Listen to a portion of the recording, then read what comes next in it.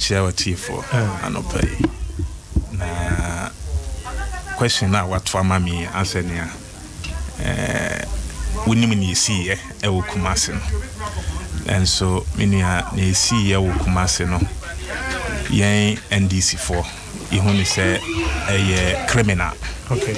And sana ya pesa you treating no. Say criminal. Say a criminal case. And unti Ghana higher constitution no. Emma approach for kwans had to me no. Say criminal issues in your and prosecute. And unti support to be a was a dema a Ghana police service. Na onu to me one of these are bonne for seminar. NDC4 yaye krado say ya de bema won. Me sure say when ya narrative no say party mpanifo a meeting. Ono te ya na ituo ato nipa wa free mu according to a eyewitness nsema ono ka kire party mpanifo nteze ye boni tuo ni kura ba miensa ansana wo free mu ena oba konzo ainje na say wepra party for ekohwe ne wepra ewo eye konfanochi ne wa free mu nso ya mabusuafo ni nyina yakọ na yasrechwe di ampon se oman baby pa entena ewo ne kokumu ye de yeni mo di sa abone fo sem no if you say nipa wa yes ade wi ye no yese watena moto so etuko nti say oye chicken say oye parrot say oye delta force so oye invisible force so oye scorpion so oye snake ye de ye hwehwe ne say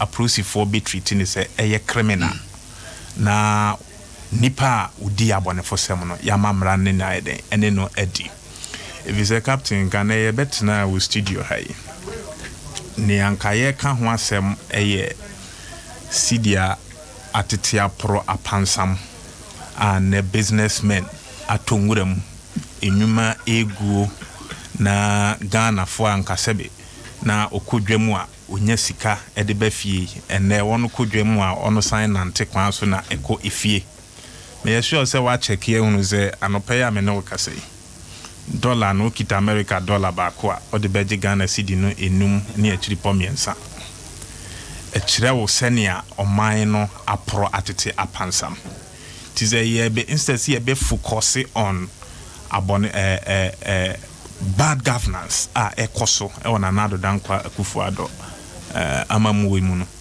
na say you will be na dwen say o kodi sa abonefo semi ne dia divert attention ning ya betina wo studio ha ne aka kumasi a unfortunately nipa no wansasiri ye beka ahokyira ekoso e wo man yi mu captain meba mene papa woton mobile phones ewo koforidua abonten so ena ebaye ebribia oba no kita 5,000 Ghana cedis a utumi de mobile phones no assault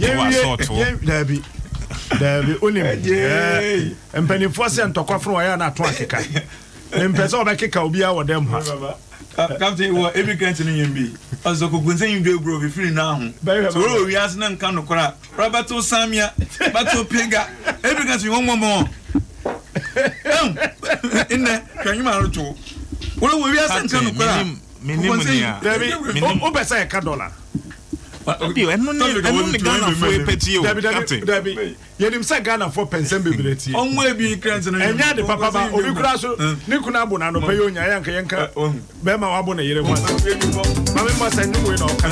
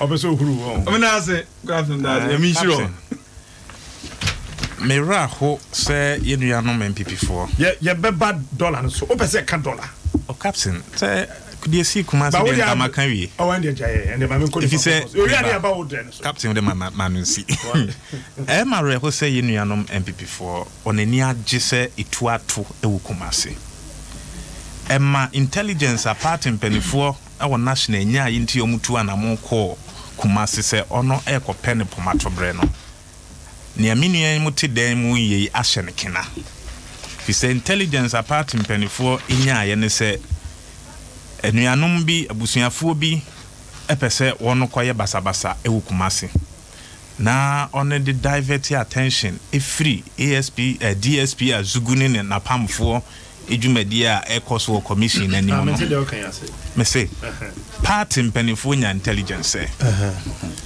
yenuanom bi pese om koye basabasa wo kumase wo ka munuanom amentiase abonefosem abonefo bi pese om koye abonefosem wo kumase unuanom be me say party mpanifo nya intelligence yenuanom bi pese om koye abonefosem wo kumase CPP for yenuanom MPP for yenuanom QPP for yenuanom nti wunuanom mu de contest American say enipa bi pese om koye abonefosem wo kumase ewo hin na ewo NDC mo office akache. In fact, the target was presidential prime minister yeko akoye and mambo police memne da yenimu mambo police and untina party mpanifo etu anamono ne na wono koye ne se one of the Saturday election ayekoye mambo na ekosha prosifo nkuto nsa ma ekuo biara oni tumi krata se okokko boban nyese meko boban a prosifo nso omokko boban ono nye wona yenim wona ye no ono ye na tifize na prosifo nim no wo hwe ne ekoso ayawa so West Wogon ne ekoso commission ne ma kire pefize nipa bi ko hye ntade mpo a IGP na pamfo so omunim so omo ya prosifo nti na prosifo na nkasa mumpo no infiltration ye den abam ti ye pe wona ye no ono te ewo ye mantem wo yenim se so hye prosi atade a oye prosini e na abebo ye ho ban. Some meeting ne koswa and an esi and was the meeting to suspend Yamina na there and yes sir meeting when the catcher say intelligence and penifunya and I want to call it 2-1 among Sabaya be because one and a mambo police intelligence will be person committed crime minia mambo police captain this is a serious statement near Utiemi Alankalote yeah Mama Nusinanya any intelligence there you be pede ozewu my NDC is supposed to Mama Nusinanya fe me say o misko to me captain man can say yenya intelligence will be pese odiewu so be pese obe abonefosem e yen prime minister ye be ye no emu abonefosem be ya o say me wo ho na de ade be bomi say we pra me say we kumi ni nyina ya abonefosem say we disrupt eye dwumadi na yedie no ni nyina ya abonefosem the intelligence aye peke ye eno no okay but nei o hwe jubilation a course within the circles of yenuanom MPP a e kire wade baako say politics of equalization ena eni atiesi obai Ghana mu a yenuanom just because BBS ayawa so West Wogon ye de atutrafo a wono Sabi, yenim so me Delta forces, invisible forces. Ye the prosintade ashom. Awoma tutu prepare Ghana for. Ono ko exercise on legitimate duty. Ewa yawa so West Wogon. Ye prepare ya take commission. Say ye mfan kata so. And now me no eka say. I say let me try one. I don't like it that way, but I'm compelled to. Say okasa ye te commissioner kata so na say ya te court say e me kata bonin so captain one me ya adwen this we've given our grounds yes say one commission of inquiry bia no o hwe abakose mu a Ghana at 50 die bonifo mu a court so ye de rekubro bi ene ni nua mpiani ko gina court no ruling a high court de bae say commission of inquiries findings into me van prosecute obia enu ti nei ya ball captain tuo Brian Champon our national security minister wamaya ya we semrantie no mfi na kache ene ASP azugu so ono ne damrantie na on ko di sa abonefo sem no ano se commission no ye ade adwemu fine ye de te ya ne wo sen ka ban di kan ye ne se national security minister Brian Champon honorable e was ofaya no ofaya ni wi a IGP eye yira apietu ono so e was ofaya no na afi amaya nya gidie wo mu se commission na wotie no odi bedi eye dwumapa hwe waku commission ayete ye some time back and then when said deputy foreign affairs minister in the Tijani waku commission no indict no sabe no a district chief executive we yendi commission no indict no so mu nyina ye hwe han and a man ye see ye wo yendi no see ye but no na my tobankudi atumi rise to the position of a deputy minister foreign affairs ti clearly actually was a commission here ye nuanom ate say ye de hwehwe won a wodi di abonefosem wo bra ye won nipa wo ha ma di atum so omunim abonefosem captain dey ekwan be no be fa so be describe it what kind of sound that make us and then ask me to try one and I don't like it that way but I'm compelled to Mapenida that Rollins has set up 4 commissions. I don't want to equalize. I'm looking at commissions. Commissions are yet to Okrumhano. See if you say commissioner of inquiry and ya the papa. Captain, I don't know.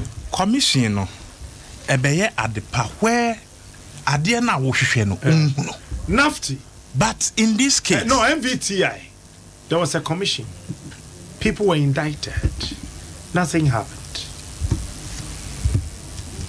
Mentwaso me say what take commission na eso ba mfaso wo bra ne wo hwehwe no obi anim but in this case nipa on kwasha approach intade efa approach for cars efa approach for two edikodi why you are trying to say obetime free edikodi abone for sem yenim won enya hwe but the most important videos are etwa nyina enipa yi animu eden videos are you talking about enne the commander of sir nipa okodi abone for sem eno awutie me ba na metie o don't worry DSP azu don't worry in fact the most important thing is that smart is my name.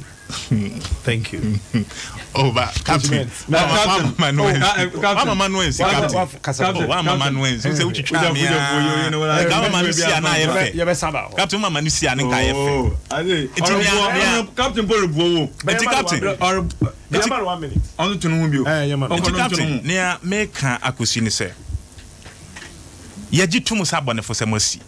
Ya di asha prosifo nsem ne da paso a ye kan ne a ye nuanom pese o mo equalize ne se NDC esi ya kira prosifo se yen ye be cooperate with you fully ne esi da no a ye ka ho asem a ye nuanom pese o mo de enu ade ye equalization ade equal no eno ye tax a akwhye a prosifo atade abetututu abomi no mi that is the difference. Okay, that's it. Captain, yes, my NDC rep or how to super party. Fianna Urban. Oh, was a coming chat for Mobiachi. Now, my brain to super party. Yeah, Urban Chanangasa was set no questions. And so, in there, it be sent there. Kumasa and this Fukumo on the topic of discuss on community. Obey one way China cities to the dollar. So on up there can once man. And get back once I said that a better manager of that dollar exchange rate no one young call. But Captain, alternate I was so west walk more crowd. In your man Penina, I say on now no yet the business as usual. As a messy Yabaka, no but die naturally. And so Pedro put a stop to that thing. And he's setting up a commission of inquiry. Won't go to shame. A commission of inquiry no. Queen is a mine. You know, man can say BBC. No man paying or feed there or pro in shame. Man who quite days what I said of commission of inquiry. Then my kind baby AC. Into a branch there, Professor Moss. or set up commission, Ghana 50 commission, no the Katakata mother. Is that what you are telling people them? Former President the late Moss. I can't tell you on your yard because Nibia Tamos. There's any agreement said them. The Ghana 50 commission setting, you know, Katakata Yamado. President Mahama set up a sole commissioner for judgment debt. Papa Apau. You know, the President Mahama Katakata Yamado. President Rollins Kachemo. The Wakasa went to Mumu. A Casa Tewu. Adam Mangasa must set baby. In never take a chair. When you set up a commission, you want to cover up. Are you listening to yourself? Captain, commissioning and the Boraka. And ye yempo, or the quite Bibia woyi. Ima hifa, say wa kromo, akatechuo, and you phone, but them Marco doing. Even I paid for the commission. Question will be, sir. The psychological trauma will appear before the commission will go through. And Mark, if you want to one, on men, when you be out the police, I know you can judge maybe make sure that I need so the son be touchman. That's a baby could have flock appear before a commissioner. And your uncle more. So that thing even alone. Your credit to Norman Pena Founder. One more could be an or the ground. Captain, as a Mississippi, Nancy. The minority in panel work off a setup of a commission of inquiry. I got them also. On my pain set up a commission of inquiry. A TV. So was set a commission now. What's one call? Why? Young video now can no me only be MP for Ningo Pram. Also, you kill a man in his own house. Also, ammunitions, rounds of ammunition were fired at him. Maybe, Machamba, Commission was making at him. This is in one more playing if you go there be commission maybe an champion of course on your last age the man was about in was a momra no maka mamuni it was a boy in my natase babaka we work on if you babaka as an uncle why and no macan when saying you double free now so we ask and can cry was set a commission what about Opega when speak no kumasi captain na se moze amanyeko obo wiase asun biwom anwozi obi anfane se onka asem tobia onye ndisi iye wo wiase emi obi anyiwa obaka nda wa tutu agbo obi ana obi ahwe no nkwa ono amensem ti ni obaje oh no nento ase obi mi zegrisi one was zegrisi why should we be happy over obi wa ahwe no nkwa obi anyiwa ami de bi amka amenso ami yemso na meze ye zamazano kabita on fa for kabita me mom said fan mbobi mom said fan mbo so I no circumstance you know we book shon because of politics but the man can kwa wonka only more problem state on mbo tugwa na eyewitness account or ba or contract to mum that tugwa on e kan asem then ma wo ko mum to mtire wasesa na so kwa keep it be mo ye na bi si wo no even before besin within last week or two Swami chairman car who send me no so ke plan more hospital and this was Swami concert chairman was work send me no ya and then issue ho mo so we press obon to so twen skin mo no the hospital who are center region wa entin na so was keep fit you know them two groups here assembly see ayen video so abent of project Jenfi them Hoxie orange won crane don't want to be adwuma na aze in the two camps in one task force no in Hoxie Peter Mitabo wontem entin da me nyina ma join news me hwe there afenu ya wejon task force wo in Hoxie so ho no in I am the was two so toilet wo ba in water da ko no so in mo be sia onye not ba so in enu anom e wona na eturi bam imo boy ni sirem awasan so akoko ne obi a so obi onkiteturi onkiteturi onye armed agbotu ni sirem we gbempo akodo bebi asan so akoko ne chi ona boni fim ibeti mo je otedama na mu wi instead of you to tell us the truth there ya nkasa ne ya nye eye ngofu me na wa ba wo be min here mo say ngofu no ti moto no be shooty me why you know these people na ma enya atwuma wo mi there obedemi ndc amanyeku former president Mahama say a criminal act the police won't swim na when deal with the criminals na say bibi keso ayi waso gonza ina ka fa video ayi no kwa video wa by 2015 Brent of Emmanuel watching Cape Coast Kotoko police station no executive police say sumazwa a year or query onya ejakune yi no man pay that exactly diplomat na ejakofie there or ejakune yi na won ka ye to try some more ayi waso won ko de meyi wa minne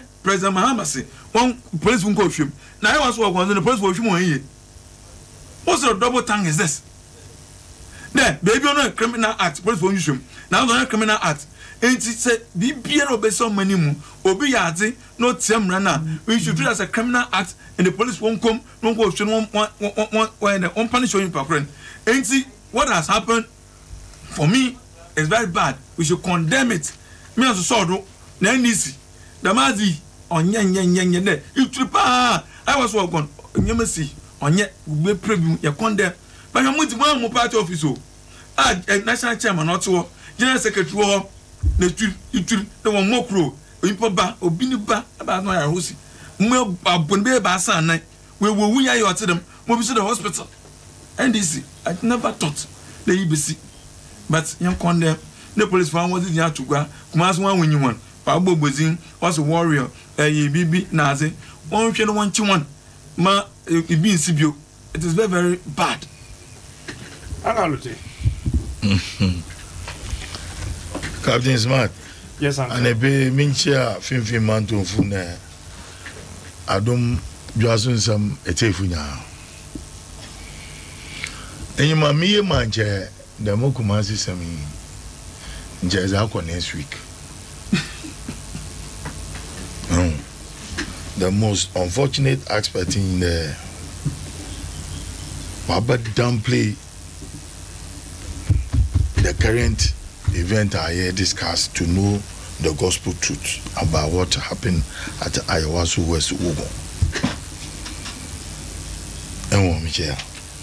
Ayawasu West Ugo commissioner or a mature commissioning. I'm a friend a mature commission in B Concerto. Asasa.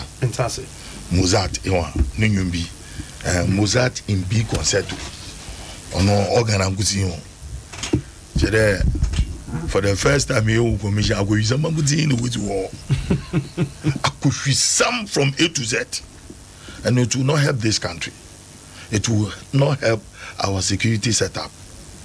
I mean, my recommendation to the president in there. Wana waya the mazinya wakohonazi. You should get rid of them. Do you want to have a good face? Because it will help us in the future. Now everybody is looking at 2020 there. So what will happen?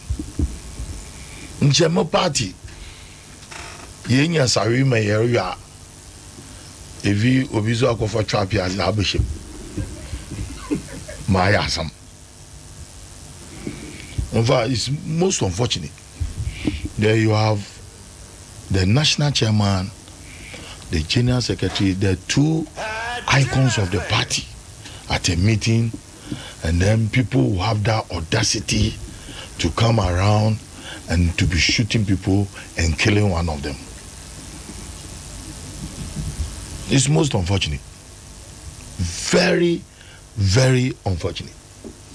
And see, whatever the MPP will say, Sisyabo, also why your concern sympathy be the government condemns shootings at the NDC. In your no concern be you know. Where me assure them one way to as you offend Cognac be one no way we are radio today as if they are sympathizing. Oh, no be and also your concern because what can we do? What can we do? We are na use abotum. And see 1-1 draw. And see akeke ya ibo move aba, e move ba ibo move akwa. But I don't want us to make MPP NDC out of this shooting in Kumasi. On why here ongezi.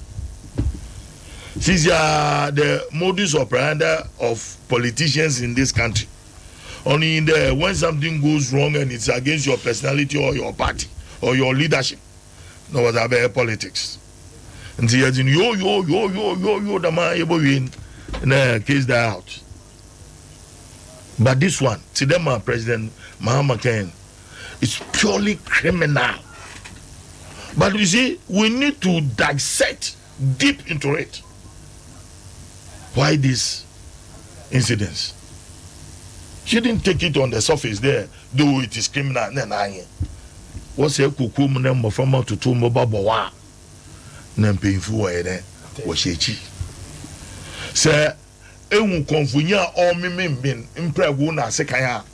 Na ninchire before what it dim no watch. Na Ashanti region NDC, it has become one of the most indisciplined branch of our party. Hey. It started not today.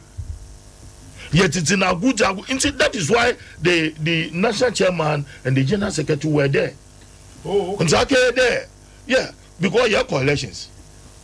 Now, knowing the two factions and then the group of factions are what region one. The best thing for the national leaders was to move in there to go and soften the ground for us to have a peaceful presidential primaries. What I would say there, it was a very good move, but then it was too late for us. But BBI and Yango Bonisi say, if they have moved in there earlier, and them as a mosi in Janu Besa, because some people need to be talked to. Some people need to be checked. Sanya Dama, the more factioning or deeping, because look, at the end of the day we read on social media and the newspapers there, we are having two offices. How can that happen? I mean, Magada Mon contest me regional chairmanship. Matter my easy. If I undermine my regional executives, I'm undermining the party. More so when I have some members who were with me and are still with the current regional executives. We should have to promote cohesion and not create without me, nothing goes on. No human being is indispensable. Sure. No human being. When against the party, the image of the party, and then the MPP people will come in, feed into it certain statements. Most unfortunate. When the whole world is looking upon this government and the Ayawaso by election, then we have ragamuffins who will go and behave in such manner. More so, they are empowered. I don't have time for you. But when you we will say true. We will say true from now to 2020. Masami. Anyway, Ernest. Captain. Yeah, bet you are 84 ne ahwefo. Esan say make sure say ye nuanu bi so hwe online. Na asema esi wo Kumase no asema ya na ensese eba ne sa. Esan say obi be kan say anano no BBC ye.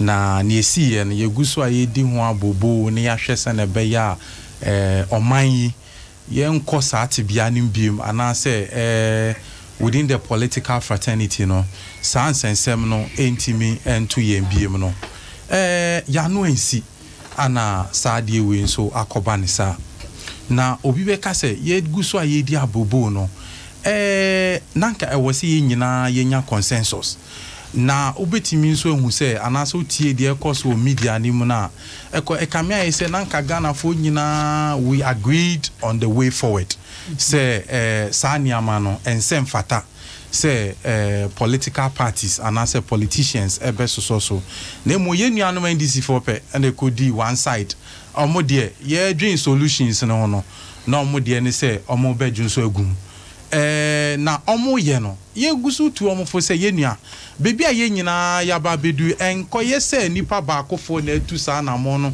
ana de yen aba bedu sa pension nti ye nyina ye nka ye wumbom na ye nhwe the way forward omo de omo say dabi the almost ne say ye be yin nkofo bi edi as if say eno no na ye panacea to the problem and eno no na be ma saade no NCBM na unim de bia na me man fato hu say eba political parties are it's just like the family system and twikasem ne ye wa bebuo bi say efie bia mensa wom on say ye betna ya ye ken utie minye ya otie na otie Uncle Otie Jacobs a kamia ye say o madwi mu no o mo fe say NPP for us celebrate ana say asem ne ye de e wo kwan bi so me ameti hai ene NPP amanyoko ni de metimi aka che say enye ye de ba kokra na nya ade a yesususu say is e wo say esi in the first place politics anything e ya adwen kire na sa adwen kire so na ye kire a ese se obi pra na ese se obi hwere ne nkwa na obebisa won say sa ekuo yi ne sa groups ya ye gusu kan wan asem ya ya ba bedu sa mpempeso yi omo se omo fire ban so omo se den na omo ye obisa ye se omo ye do omo bo party ni ho ban kati mi bisa one question say na mo bo party ho ban o ana party mpenifo ye meeting wo ho ana ban bo na nka say ekoso mo antimi ambo mo ho ban to the extent say mo kumu am ho etu e sure say ban bo nti no more and our Bible no against and call for among kan ye wonko a eno na ya ade a wo say ye twen ya dwen si so eti wo bo ban na wo Bible ni say obi a onka wo abusua ne ho no ono pe na wo bo ho ba na say Bible no be hwe wankasa ho wankasa first wo na ne ekoso na ankasa no learning lesson e wo say ye nuanom ne ye nyina ye timisua film na so tie kasa ekoso na say me nua mi tie ni from the beginning to the end na wanka assembly a chese NDC fo asua bibia fi what is going on no or start say o twantro na intro no na did problem no ebe koso aba no sometimes I ask myself say it is a bibi koso na sa anko yie na se wo ka ebe ku ana in the first place. We are quick, and I say, and this they are quick to cite President Mahama say crime has no color, it has no political way. Say until making sure say those people will be prosecuted. Now, we are. Why don't you also be quick to admit and condemn? Say the whole issue did not go well. I was see a corner coffee near the best fire yenia bi, and I say coffee on so na yenia nom and a part meeting number far honor. She unimenra mitie unia obi. Na nkomochichi course na nka do baby na General Mosquito na for emotional na so person ni bufu ewo online so but I was very sad. I didn't know emotional. He was lying. You be sad no say omo ye meeting ewo office ni inside ana omo pie ba abonten no the eyewitness ne kan say they no better ye ni say yes omo nkofo na ejina abonten no ana obi di moto ba obedu onom na watu akwani tu otu omuti owie na watu moto no na oko na obi sansa na meeting be na ekoso see omo nya intelligence say omo election omo be kwa akoye no yen MPP anase nkofo bi di onipa bonifo bi e di omo ba be shem aba be di omunya na we bisa won say ubisa a very smart question say it omunya asa intelligence no hefa na wo say ko police station anko police ni bi ante won kan o say uti Uncle Otie so account na o say they went there to resolve an impasse wo party ni mo a enko ye ma omo to water down the situation before they go for their political your friend is elections. Then you stand on radio when Obi was trying to push him. Nani bu if was him question back be bisa me bisa me the man beto so na ma radio station fufro. It is the saddest thing. Say opening our representing Amanyoku. Say bibi says here. Oh dear say untimi nka hwe kwampa represent faithfully what has happened on the ground. But you sought to rob in the NPP and I say Robin say nipa na obaya obetu tuo no or butaye foforo bi esineni so and ode ba be yes ade no. Why do we do this to ourselves? Na say we yes ade we na eno no na eyi sa problem na efi Amanyoko ni wana eno no na eyi sa threat na efesi oman no as a whole no ebe yi sa threat na efi wana there be. But you have started telling lies and ubon minye so aba wa be to sa anyom ni bi no. Omobeko every station to station beto sanyum na me was I watched on TV. Jerry Yamuaponko gave an account of the guy say omunim no and one of original whatever protection team so e kan bako say yes secretariat on I say Akwanedi 50 years grandpa they can identify him. He's a member of the NDC. Look, this is a sad situation, and we must speak with all honesty and make sure say look after they are then so until let's allow the system to work.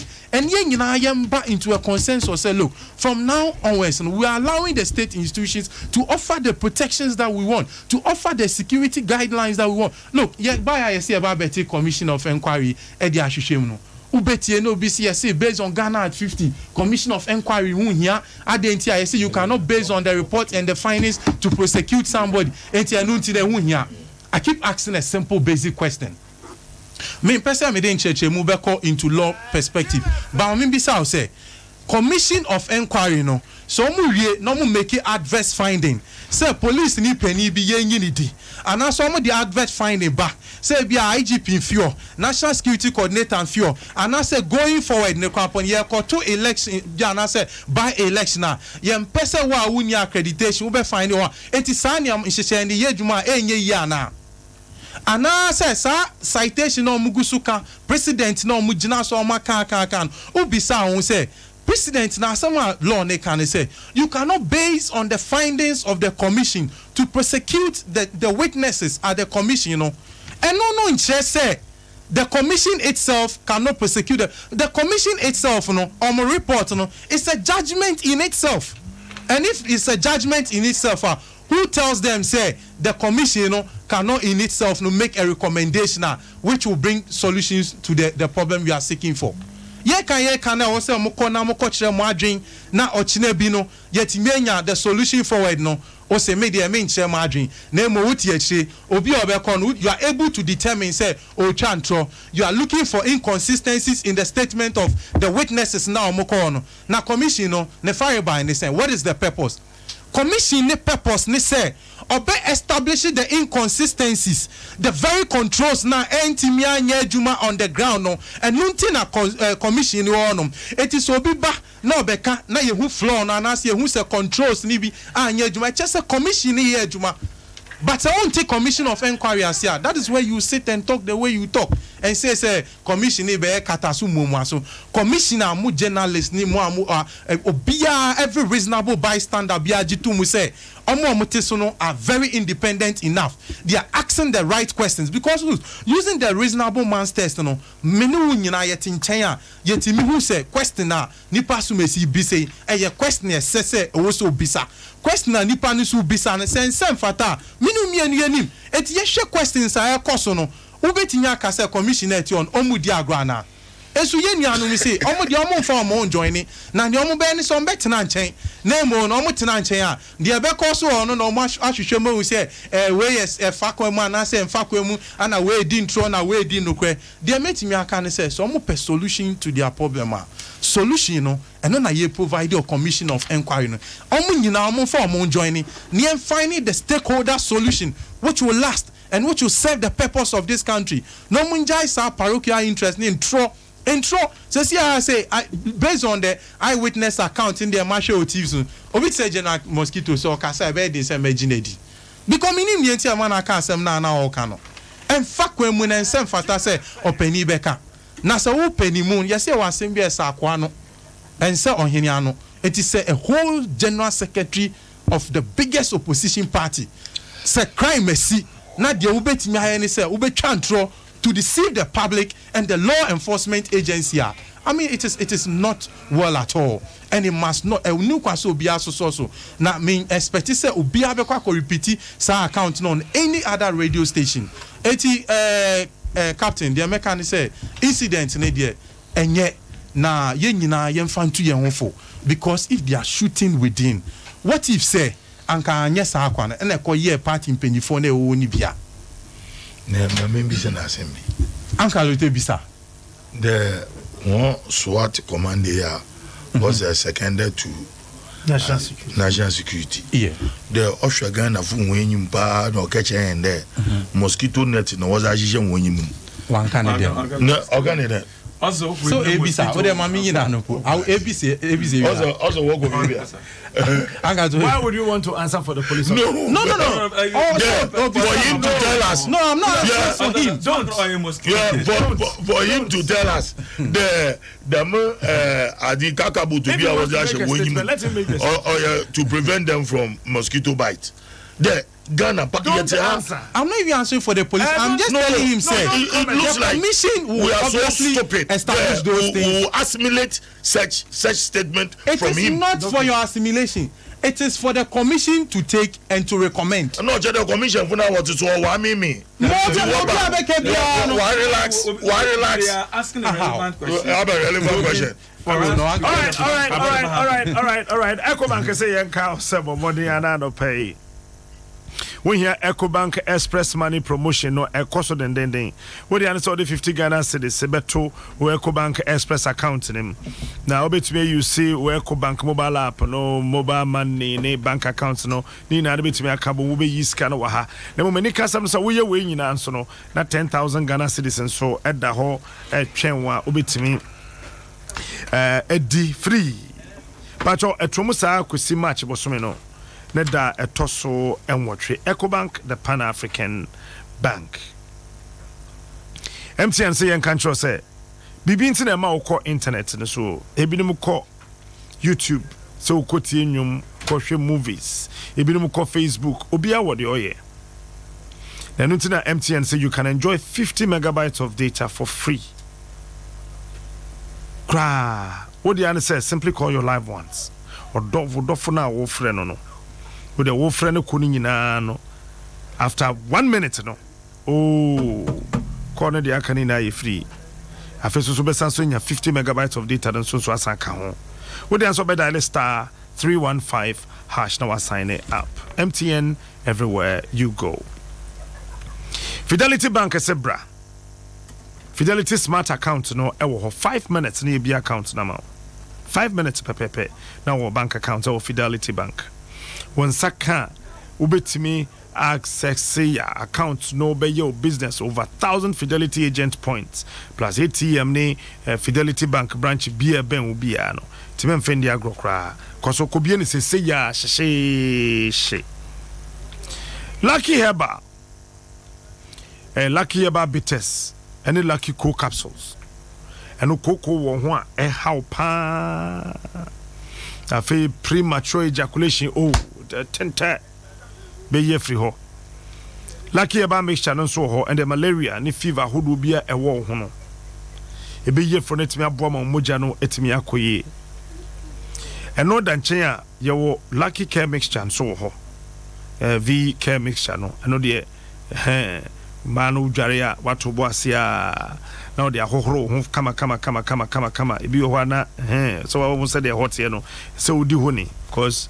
Kofi Adoma wo he o tem ya yoka e bi no anu bom well wadi ho ni kama papa na ahwa ya kona sendro we nyina no e purely plant medicines ye organ here by Lucky Herba e wo Kumwa Ugwakrum Food and Drugs Authority Swaji Atum.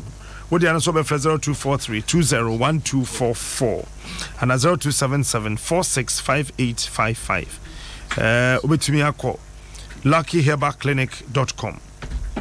Musabeka omundo no pen bebreba Repatch Ventures e wo kanshi Lucky Herba why lucky Pacho I know Edan Chenya Mariam Fikala party be so 16th of next month.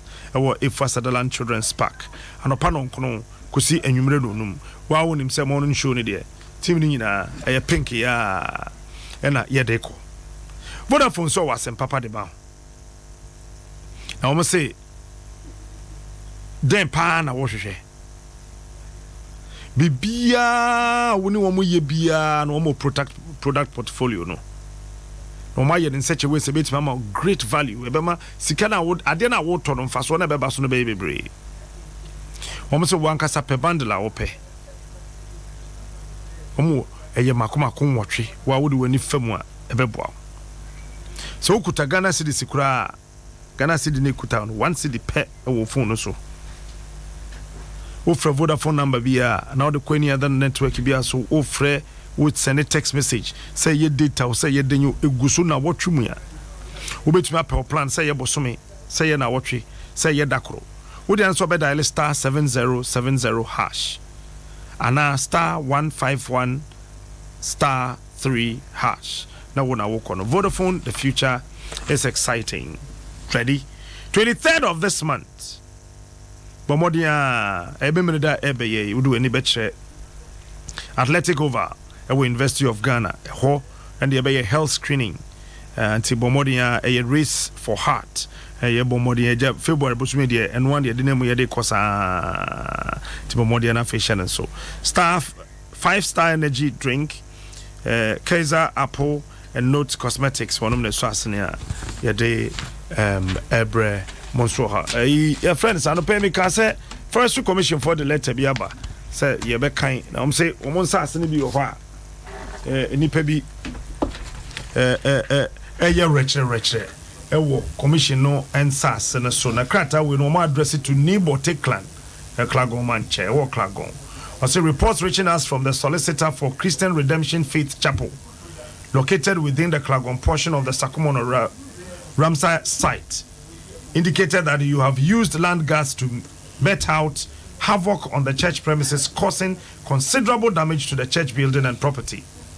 Furthermore, you have also collected 9,000 as payment for the land, which the church is located within the Sakumono Ramsar site. These actions of yours are unacceptable to the Forestry Commission, as we have neither given you the right to harass other encroachers nor to sell land to them. Accordingly, we instruct you to desist from harassing the Christian Redemption Faith Chapel or any other encroachers on the land. You are also not authorized to sell any portion of the land within the Ramsar site or present yourself as an overseer on behalf of the Forestry Commission. We are, by a copy of this letter, requesting the Forestry Commission site manager for the Sakumono Ramsar site to liaise with the Klagon District Police Commander to take the appropriate action to safeguard life and property on the Ramsar site. They are also to institute the necessary action on this issue as has been reported to this office. We look forward to your cooperation in ensuring that no such havoc is visited on the church again. Yours faithfully, Kojo Wusu, every year, Sir John. Bakopia, Dibia, Kwakwa, IGP, yeah. Mario Po, Oman Kanfu, Umbufu. Ramsar site one. In general, they then be as well. Therefore, these white birds and other birds, they will put them higher in the course of their in their travels was migration. Yeah, they migrate in such areas. And look, the lands of Ghana belongs to gas. They should stop that. No, but it's a friend. Oh, you get a one pump now. I'm a worker, chaprodenism. Say, I'm a worker, chaprodenism. JB or encroacher. Is encroacher no? No, you are. They would. Also, Sir John Ankasa, so John, Oko de Chaprona. Daddy. Oh, yeah, oh, yeah, in issues I better discuss. Oh, but all them our state land. Yo. I will be a Abana Bizenda, Abana Ojin, which ya Sabana Trio, so compensate family now, clan. There be me few words I into for 2 imagine film. Our Marty. So that's us. And grandfather we speak with passion. How we about her? Baby, or one. Obi a question what why you don't go him. I him from paying for one can also attract crata come on. Lands Commission, Forestry Commission for the Nippon or Yedaman. On Yahin. No return and assassin. Oh, have you assassin? Aha. And the commander knows not watching Nippon or Yedaman. Or shall come on watch your 9,000. Nje assassin you run Ankasan. And then on here no one. Our young found tradition. Lands belong to clans. Yeah, young found yeah, chiefs in war, but the land belongs to the clans. Yeah, but you know. We are some kind of no. Captain. Captain Young. kona commission ya na be kan commission na me yambo commission na boy we there we yin senku there were few reaction the more reaction some mini anomo e kan okay yeah anytime I can just 15 minutes later o me 10 na wa che ne aka dem on with 10 or to papa oh boy in ba 2 seconds bi now NDC ya very consistent ni see why ya waso West Wagon near can say a criminal issue. We are not preventing commissionism or munyejuma. But near can say Nipa ya demino mi no secretary omka say ministers of states ababontia bejia tumuso munim nipa no. Tinka by now we are expecting the police some make arrest. Normal started with the criminal prosecution while the commission also works. O kasabia o person bisa question. Let be captain. This question let me know. Bre champion ji tumu se mrante ni fi na kache. Exactly. Ya mo aponko se onim ni port tutu. Me pa chaw. Metie ya mo aponko. Man tisa waka se onim ni pa. Metie no. Man tisa waka se onim ni pa. O say ohun no. Dabi. You didn't say that. I listened to it yesterday. No, even there are videos. Please. Let's not misconstrue the man. One kase onim mrante. Captain say onim mrante ni asenka man police for investigation amre. If it's a young NDs, we are requesting for a full-blown investigation because they were in a meeting near the position of a part in Penfo and one meeting. Nipani 220 year a prafo nimpo yesi sa omko hospital. Me say the position of part in Penfo and one meeting they say. Osiamoponko can then Yamoponko so cut the position of the part in Penfo. One can be arada. Say Yamoponko say ya 220 no hu nipa o 220 and a process for mu nyoma djuma yi. Yamoponko say obotu hu nya there wogu fakuru wori tin komo. That is what he said. And it's normal. He wasn't there when they were shot. Uncle Aloteye regional chairman. Anytime be our Obeko party office, boys be around because Uncle Lutaba. Pacho, aha, a radio station. One thing I have advised myself and would never do in this profession is to lie. Yes, man, for Captain, but play back the tips. Say Yamoponko say Yamoponko can say.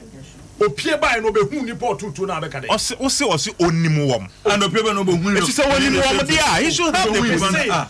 And I'm saying say I me say Yamoponko ka so ohun nipa o tutu no ohun no. But tape na you. Oh, that be words always words are very heavy. Oh. When you because Matie Yamoponko our radio stations I want to one card that say we laptop in Basa one for bra. Yeah, bedi yete. Boko. Wo dey yibra you kese bra.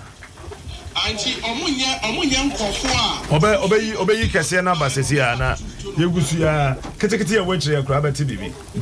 Let's listen to the exact word. Oh, obeyi omunye nkofo a omuti moto so free baby because I say ohun no. What's your hunu? Oh, you obey to Mrs. Yama, ya control your casa. The captain, near me can say difference. NDC, yes, yen shall de abonisem.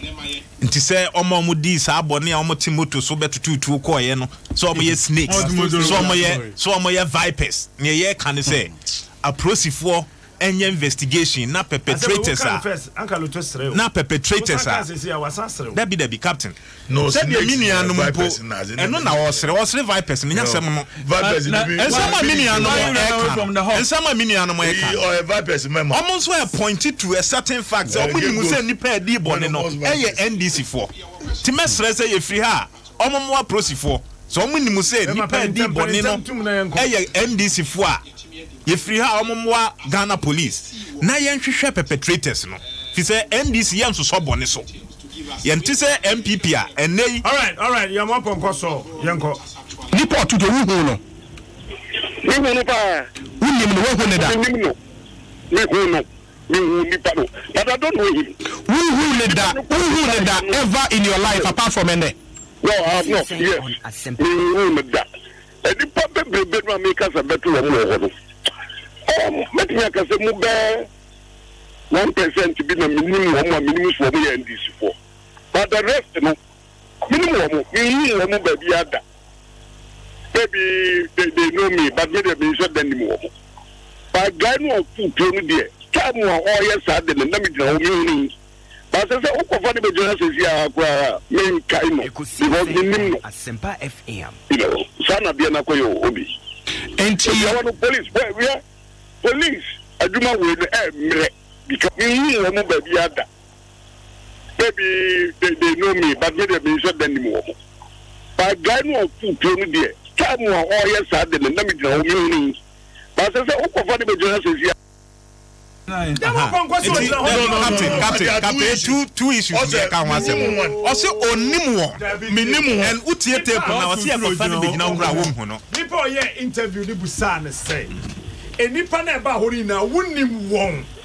And was nipa na begu ho ne de minim won nyina, minim wo mo. Be ye miensa ko nsia bi de minim sa wo ye NDC fo.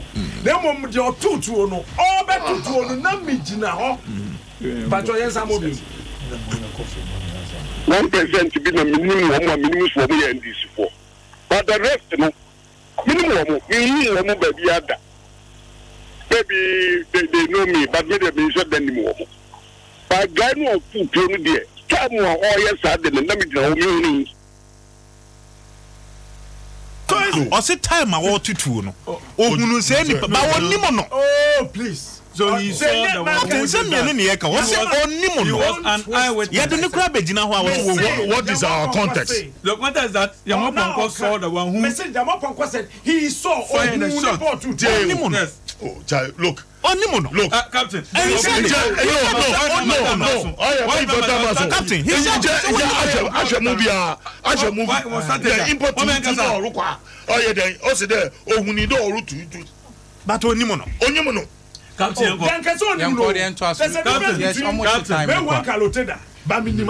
point is and who tape now or see nipa kakra bi kra no hu oma hu so mo ye NDC for but omo aka no onimom me that's a commission of inquiry an kalote enyuma commission for inquiry Mr. Do a mere short commission in B concerto chere aja wo ye nyina enwa I don't know how to describe it, but we ask ourselves, are we serious? The deputy superintendent of police in charge of SWAT will come and sit at the commission with these legal luminaries. Whether that is their style. Everybody will be relaxed when they go. Composed until your babies are questions, you know. Oh, agreed. And when Bochipo no tabis the questions and more. Nah, you come and tell us there for mosquito bites. And that is where the whole thing starts from. There, oh, we are coming in to come and just tell lies as if there. Oh, come on, guys, say whatever you like. These are Marines. Let's say things to the Marines. We are serious as a nation. And we want to go deep into this Ayawaso matter. Because already now, there, one way or the other, it moves into 2020. In Babatown, Obiana Kumetu. And when you start to, in a way, to suppress people, when you introduce violence, when you introduce assaults in our body politics, what we are doing is preventing eligible voters to go and vote. Now, Obiani vote, oh yeah, because we need to elect a government that able to me trusting. And see, is it a modus operandi? There we will introduce violence to ensure that we will intimidate people from coming to vote. Now at the end of the day, say 20% of people even voting Krapa, you win elections. Is that what we mean? They are strongholds. Look, these students last week they've been swimming pool. What's Uncle Lieutenant? As I was here, register me so here time will come out. Yes, you will be one voters register na man for register nti yesɛ your future is in your hands wosu wo vote kokomoti kui no butu may change the way Ghana oroko say piandama beautiful ichiri so a na wo kokomoti na de be kire asama wo Ghana in the na most what to do too easy. It's most unfortunate. Okay. But then let us address it in a manner people will come and say the truth and not to come and joke at that commission to tell us there mask now mosquito net or a mosquito net. Who say oh yeah I couldn't offend them. What they mean? What is oh ebe? You want smack?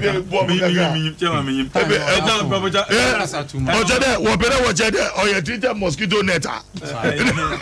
Hey captain chairman Lute me yin yaje the chairman Lute be ache there why quite chire pone by election me try some suwan just to intimidate people so that subsequent election won't go to abana etiwa akwetia Moses now was it for that purpose? No, please. Was it for that purpose?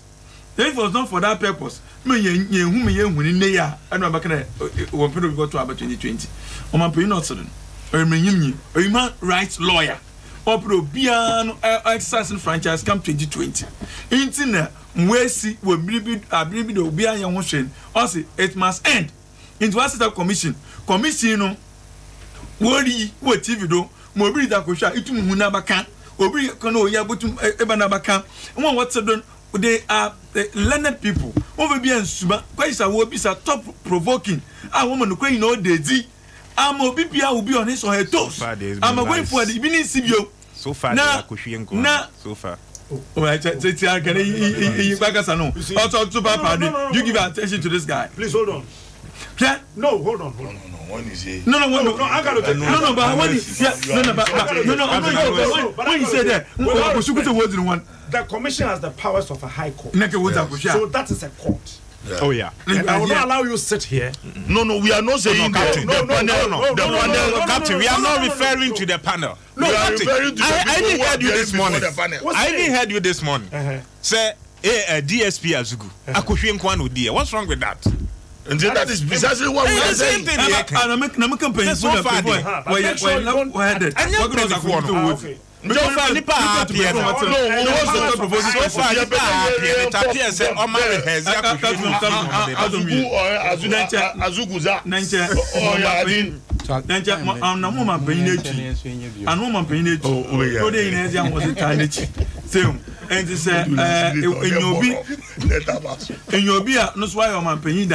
I expect that Kobe statement. Nase oboni sirim video bia obiza ko social media offer no kesia ama one name for woman no get that go fit am no your man mefo they go dem over your man bio just join news for see amamofo the video was that the jago no o man pe that president Mahama get that go fit diploma then you mosi these are people that they use I also is it tell the truth and this man wants to rule a country again. Captain, say utie yenuanom kasa me maka consistently, especially the argument of the NDCR. E che say ebi omo nte commission of inquiry na say. So obit now na the all can o say intro a whatever be the case another person will come which will expose our intro na nipa ni die no. Enta de nti na won allow. Na de ya o mun say in some azugo say azugu no azuguza azugo eka e nyina hwe waka nsem papa bebre anase nsem o kan we Adentina ya single out that example. He gave it as an example. Or say this as under some of the circumstances are omushe sa no. Sometimes omuko baby na entonto moha omushe. And omuko baby so no mum pese omunima amanifo no mum pese ebe identify ma omushe sa face mask no. Adentina ye nuanom NDC for try to trivialize the whole essence of statement now omeki no. And I sem papa be bria nkofo akwa omaka o commission wa e wo se edin faso papa ebre no. We are trying to divert attention to this trivial aspect of it. So mama na menkwa ahoma so men's go demonstration because you see what akwa KU be akoso. Lord, what am enka ma che? Me to enka pania. Demonstration akoso wo hin. demonstration men's good customers and a demonstration now tapa. Okay, until then SCA.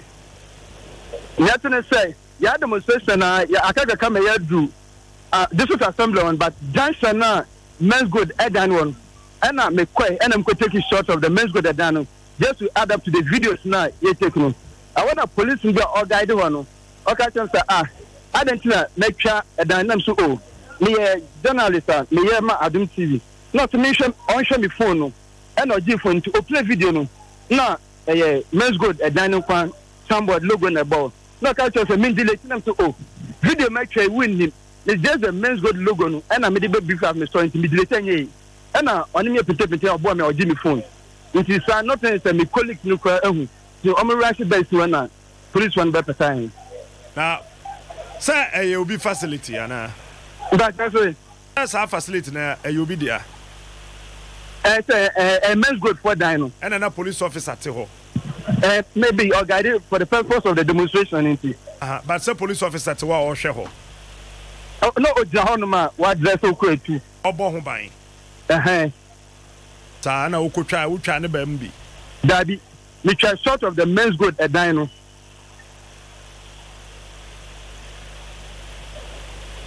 Sir, Ubusa police officer and so person who traffic channel. Oh, actually, Memisano, the middle and the picture. And he shot. The funny thing is that we say Micha, and you saw he should have alerted me to Age of Mention, but he allowed me to do it. I feel you're not attacking me. Oh, how do you know he allowed you?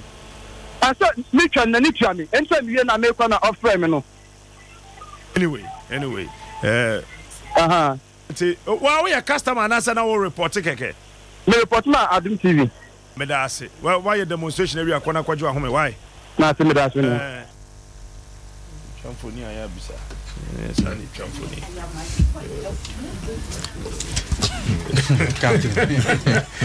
Get you. Jim FM. I was because as a mobile phone, you could office of your between telephone. Who can picture on country? Me has any chamfoni. Cindy Rice, Nayamanak Real Estate, Lucky Herbal Center, Adum Color Party, adumonline.com. So I said, the person no. The Ebrel last one. And last one, Masa Mapon. Last Ningamin Kawai. There be. I was not do a boy upon. Only